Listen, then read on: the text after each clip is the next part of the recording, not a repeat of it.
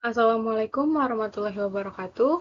Nama saya Diana Bestari dari Prodi Pendidikan Masyarakat, Fakultas Ilmu Pendidikan Angkatan 2022. Pada kali ini saya akan memaparkan materi yang berjudul Dasar-Dasar Riset Aksi Komunitas yang diampu oleh Dr. Andesri Kuswantono Wongsona di MSI. Pada kali ini, saya akan bahas tentang riset aksi komunitas, yang dimana riset aksi komunitas ini adalah metodologi penelitian yang berfokus pada kolaborasi di antara peneliti dan anggota komunitas untuk memecahkan masalah bersama. Presentasi ini akan membahas seputar dasar-dasar riset aksi komunitas, termasuk seperti prinsipnya, manfaatnya, dan juga contoh penerapannya dalam program pendidikan masyarakat. Ya, yang pertama ini ada definisi riset aksi komunitas. Riset aksi komunitas ini adalah sebuah metode penelitian partisipasif yang melibatkan anggota komunitas secara langsung dalam proses penelitian, perencanaan, aksi, dan juga refleksi untuk menyelesaikan masalah dan meningkatkan kualitas hidup komunitas. Riset aksi komunitas ini bertujuan untuk meningkatkan pengetahuan dan pengalaman tentang suatu masalah, serta untuk mengembangkan solusi yang efektif dan berkelanjutan. Selanjutnya ada karakteristik dari riset aksi komunitas. Terdiri dari beberapa karakteristik. Yang pertama ini partisipatif, yaitu anggota komunitas terlibat aktif dalam seluruh proses penelitian. Lalu yang kedua ada kolaboratif, yaitu peneliti dan komunitas bekerja sama sebagai mitra. Lalu yang ketiga berorientasi pada aksi, di mana penelitian ini bertujuan untuk menghasilkan perubahan positif dalam komunitas.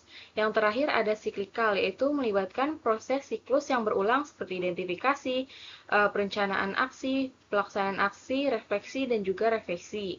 Nah, riset aksi komunitas ini berbeda dari penelitian tradisional di mana peneliti ini bertindak sebagai pihak luar yang objektif. Pendekatan ini menekankan pada partisipasi dan kolaborasi antara peneliti dan juga komunitas. Jadi, siklus riset aksi komunitas ini memungkinkan pembelajaran dan adaptasi yang berkelanjutan. Selanjutnya ada prinsip-prinsip riset aksi komunitas. Ada beberapa prinsip. Yang pertama kolaborasi, yaitu peneliti dan anggota komunitas bekerja sama sebagai mitra yang setara. Jadi tingkatan antara anggota komunitas ini dan peneliti itu sama. Lalu yang kedua ada partisipasi. Semua anggota komunitas memiliki kesempatan untuk terlibat dalam proses penelitian. Yang ketiga ada emansipasi. Tujuannya ini untuk memberdayakan komunitas dan meningkatkan kapasitasnya. Lalu yang terakhir ada refleksi. Peneliti dan anggota komunitas secara kritis merefleksikan pengalaman dan pembelajaran mereka. Jadi prinsip riset aksi komunitas ini penting untuk memastikan bahwa peneliti dilakukan secara etis dan bertanggung jawab. Prinsip ini juga membantu untuk memastikan bahwa penelitian bermanfaat bagi komunitas dan juga sifat yang berkelanjutan. Dengan menerapkan prinsip ini, riset aksi komunitas dapat membantu meningkatkan pengalaman belajar peserta dan menghasilkan perubahan positif yang berkelanjutan dalam komunitas. Selanjutnya ini ada manfaat riset aksi komunitas.